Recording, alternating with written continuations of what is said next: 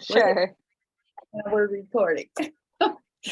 Hi, take two. This is Linda Larson Schlitz here, counselor from Wausau, Wisconsin.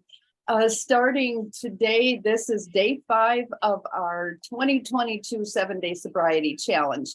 And I'm so excited to have my friend and colleague Sarah Alaimo with me today. She spoke also last year. You can sign up on our 7daysobrietychallenge.com and listen to Sarah's talk from last year. But some new stuff has gone on. So I wanted my people from last year to come and update us, tell us what they're doing now, and kind of continue on with the whole thing of why should people think about jumping on a sobriety challenge before New Year's. Sarah, we got a couple days left. What could possibly go wrong if you go out and party? And I know Sarah has got a story to tell. So welcome, Sarah. Thanks for being here today. And yeah, share with us what's been happening and why people shouldn't be drinking, especially if they drove to the bar. Thanks, Linda. It's so great to see you again. I can't believe it's been a whole year. I feel like it was just yesterday, but also that it's been a million years all at the same time. Yeah. I've been sober now just over 7 years, and just the gifts of sobriety are just blowing up everywhere around me. I'm now a mom, which is insane. So that's been kind of the biggest change of this last year. But it's really special because both my husband and I are in recovery. And so we get to share this world with our son. Like, we just spoke at a recovery meeting a few weeks ago, and he got to be there to hear us speak. I know I know he's only 5 months old, but he got to hear the good, bad, and the ugly of the years that it took both my husband and I to finally make it into a recovery space in life. I mean, my book, Pearls and Probation, I had to actually get 2 DUIs before, and that wasn't even the thing that finally brought me in here. I had to fall off of a boat and have a crazy concussion to finally stop drinking. So I think one of the biggest reasons that I like to speak out is to give people hope that it's possible to not drink and that it's possible to have a really great life without drinking. I never could have imagined that at all. I just thought, okay, if I'm not drinking, then what am I doing? I'm not having fun. I won't have any friends. And it's kind of turned into the literal exact opposite. I got a DUI. I got a DUI exactly a year after that. And then a month later, I had to have a concussion to finally stop drinking. And this time of year, I know it's hard with the holidays, being around family. We have New Year's coming up. If anyone out there does feel like drinking is a problem, why not, give it a try now? We don't have to set it, as a New Year's resolution. Maybe keep ourselves from having to get a concussion or get a DUI, save yourself $10,000. Yeah, yeah, exactly. And I think there's so many things as we're going through, and I've got a little workbook for people to go through too of things that help me. But there is, like yesterday was on the wine o'clock hour. How do you change your mindset? Okay, so we've got New Year's Eve coming up. How do you do that, Sarah? How do you change your thinking when you've got friends that are inviting you over and offering you cocktails? How do you manage that? Well, I'm not going to say it's easy. I feel like it took me a couple of years to figure out, what my New Year's was going to look like. But by the time, the second one came around, I had a different group of friends and had a different kind of plan in place. But what helped me the first few years, when I was still spending time with my friends who drink, the same sort of way that I used to, I wasn't a secret. I told everybody. I mean, everyone knew because, it kind of went through the friend gossip mill. Hey, Sarah fell off of a boat and ended up cracking her head open and getting 9 staples in her head. So mine wasn't a quiet journey into sobriety, but everyone knew. And so it was it wasn't like anyone was like handling me with kid gloves, but at least they knew no one was going to offer me a drink. I had friends who would offer me non-alcoholic drinks. And now there are so many cool ones out there. We actually have a large array now of non-alcoholic, zero proof beverages that we can drink. You Yes. can find them everywhere. At least I know in Washington, and I'm here in Massachusetts right now for the holidays. Okay, They're cool. everywhere. You can have fun drinks, and it doesn't have to be so obvious that you're sitting there with your cup of water while everyone else is sitting there with their alcoholic beverage. Yeah, one of our listeners just wrote, I don't go. That's how I solve the problem. And sometimes that is, for me, That's an I couldn't go for a year. I couldn't go to the same place I went every Friday night and had fish and beer. Yeah, exactly. So, but make other plans.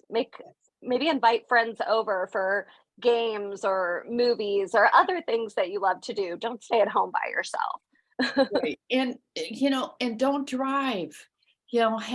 Go with someone is another plan. It takes somebody with you who can kind of help you when that temptation arises. That's another key. So, Sarah, you've been doing some more. Tell us Yeah, about having that exit strategy. exit strategy. Tell us about the two books you have and then what you're doing with Curator. That sounds amazing. Yeah, so I wrote a book in, oh gosh, was that 2020, 2021? I wrote my story. I put it all out there, the good, bad, and the ugly, all the things that no one was ever going to know. I guess my sponsor from AA knew everything, and that was about it. But it's been an amazing process to see how many other people can relate. I get messages quite often of other good girls saying, I didn't think there was anyone else out there. I didn't think I could, talk about my struggles. And then I also got the opportunity that same year to write with some other business leaders where we got to talk about our X factor professionally. And the really cool thing there was about 20 of us, and we all ended up having about the same X factor. I never got to read anyone else's ahead of time before the book came out. And in one way or another, we all came down to faith being our X factor in the business world, which these are two huge topics that I never would have thought I could talk about in the professional world. And now I talk about it on LinkedIn, I talk about it with colleagues. I am a director of HR for the Swedish Cultural Center in Seattle. And everyone knows because on my LinkedIn, I talk about being a sober curator, writer. Some of my employees there have read my book. So I'm not a secret and we don't have to be. And that's how we can help other people. Isn't that amazing? That's what I love about it, is that there does not have to be any shame in being a happy, recovering alcoholic, drug addict, person with a mental illness. We are just differently abled. And it is these very things that have led us to where we are. If we weren't alcoholic, I wouldn't have met you, Sarah. When you think Right? about Exactly. how God brings us together, and Romans chapter 12 says God works all things, or 8:28 rather, God works all things together for the good. So no matter what we've done in our past or even what we do today, he's going to use that for good, so that we can. And that's where in the 12 steps it talks in I love the 11th step on praying only for the knowledge of God's will for us and the power to carry that out. Because I really believe we are all on this earth for a purpose. And clearly you've got yours, I've got mine, and we're doing it together now. And I just think this is so awesome. So this Curator, I just went on that website. What an awesome thing. They are just a Is it? resource conglomerate for people in recovery. It is so fun. A dear friend of mine, Elise Bryson, um, just is so clever. And she kind of was already, her platform had a lot to do with recovering out loud, showing people that we're not a lot. We have fun. She herself, I believe, has been sober about 16 years. and started the website during the pandemic. It's been a labor of love for her.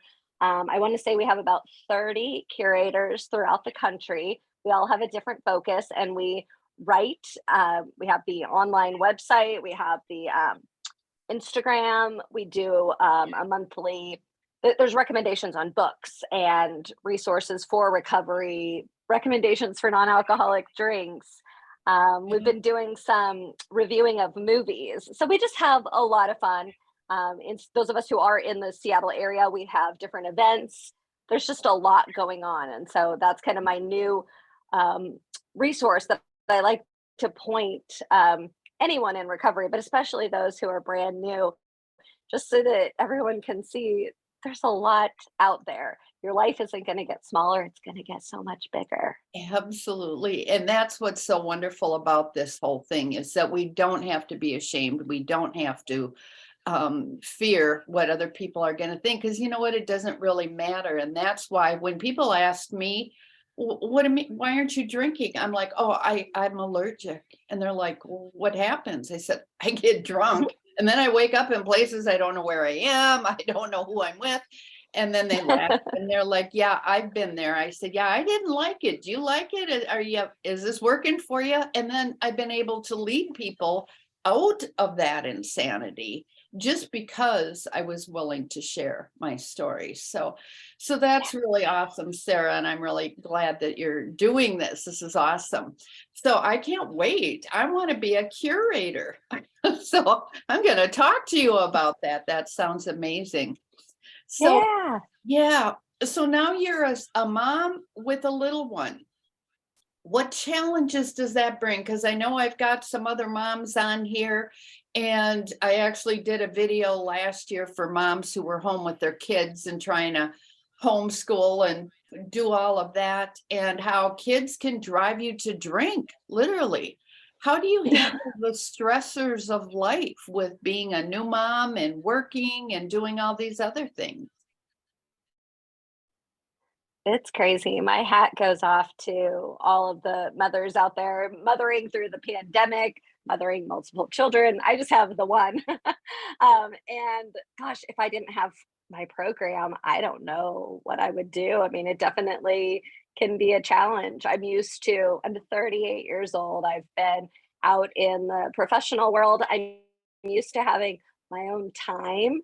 My body was my own, and now it's not. I mean, it's just this whole different world. But I talk about it. I have a sponsor who has multiple. She has 8 children, and I just talk to other moms. I've made sure to have a network. I actually have 4 really close friends who had babies around the same time, and it's something that we need to do. We need to like be in community, just like with being in recovery and sobriety. I'm really glad that I had already learned those tools because it can be really solitary. I spend a lot of time by myself with him, feeding him. Gosh, it feels like 24/7. He's just a Yeah. growing boy. So it's been a change. It's been a challenge. I think initially one of my big challenges was, okay, who am I now? Am I a career coach? Well, I haven't, been working with anyone. Am I an HR professional? Well, I only started back with this organization in October. So kind of figuring out that identity was something that was a little, my own little personal crisis for a few days. And you know what? It is the title of mom. I actually have it on my LinkedIn because it's something that I never thought I was going to get to have. And it's something that I'm really happy that I get to have in my life. But if I didn't already have my program, whew, I think more than once I have made the joke about wanting to be in the mommy wine club, which I don't want to be. Yeah. But, there have been days where I was thinking, gosh, Right. that would make it a little easier. But it really wouldn't. No, it wouldn't. That would not be a safe thing for me to do. You have mentioned several times, if it wasn't for your program. Can you tell us what is your program? What do you mean by that? You mentioned sponsor, Sure. you mentioned community. So what are those Mhm. things? What is a sponsor? Yeah. So I chose to take the AA route of recovery. And so I have a sponsor that I meet with each week. and we work through the 12 steps of Alcoholics Anonymous. We're currently working on the traditions of Alcoholics Anonymous with relation to relationships, specifically our marriages. So that's been a re-experience. But I have been in the rooms of AA since August of 2015. And I have worked through the steps a couple of times. And I go to meetings and I have a community. We fellowship often.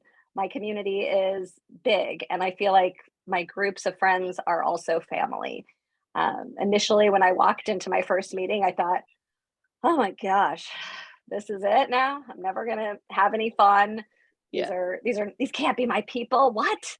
And I tried out a few other meetings and I tried out a few more meetings and I did find my people, my best friends. I found my husband of all things in No, AA. I found I mine there remember when as my well. first sponsor said, "Oh, what about right?" I remember my first sponsor saying, "Well, why don't you date in AA?" And I was like, there's only old men in AA. Well, that's not true at all. That was just my first line of defense. Um, and I would say probably the majority of my community outside of my family are in the program, are working, an active AA program, and it's Amazing. this great life that I never knew I always wanted. Yeah. Isn't that awesome? And I too, I met my husband as well at AA, and I'm so grateful that I did. It's just been an amazing 26 years for us that I met him. I got sober 26 years ago. Woo! I started my journey 46 years ago and got clean and sober, but then I started drinking 10 years in and drank for another 10 years. So now I've only got 26 years without alcohol, but it's been a journey and I love it. But what this whole 7-day sobriety challenge is about, and again, thank you for being involved, Sarah. So if for those of you who are catching this either on the replay or first time around, I will always have this link, 7daysobrietychallenge.com. And hopefully somebody will pay for it when I'm dead so that people can keep going to these videos for years to come and have that as a tool for their help. But I don't want to see people ruin yet another holiday or another day by overindulging, killing somebody with a drunk driving accident, ruining, cheating on somebody. Bad things happen when you get drunk. So I want you to go to this webpage. I just wrote an ebook that you can download. And my ebook it kind of goes through the 7 steps that saved my life. Now I've got the 12 steps, but these are kind of the things to work on. You've got to admit you got a problem. You got to get past that. Is there any hope? Especially when you quit drink, it's like, how am I going to do this? One day at a time was too much. I had to take 1 second. For those first few days, you've got to just give up. And then facing those tough times, what do you do when you don't want to anymore? When you don't want to keep going, you've got to play the tape to the end. Oh yeah, I remember last time I drank, I ended up cutting my head open. I fell off a boat. And, so you've got to play it to the end, and you can't do it alone. Yes, we may have screwed up, but you can start over. You can do it. You can't do it alone. That much I can tell you. And then there are resources, and I'm going to go back, Sarah, and add this new resource to my resource list on my ebook, so people have it. Awesome. My journey has taken me to a relationship with God where I do prayer and meditation, like step 11 says. And then I've been listening to God, and I actually write down what I heard God saying. And I put it in a book, 365 days worth. And I dropped the price to 99 cents for this challenge. So if people want to download it on Kindle for 99 cents, you can go grab that and get the year started on the right track with a meditation book. Here is Sarah's contact. Here's her 2 books that she's got out, which you can get on Amazon, but you can also find them through her website at sarahalaimo.com. And then I did put the sobercurator.com down at the bottom so people can access that resource as well. So that'll be awesome.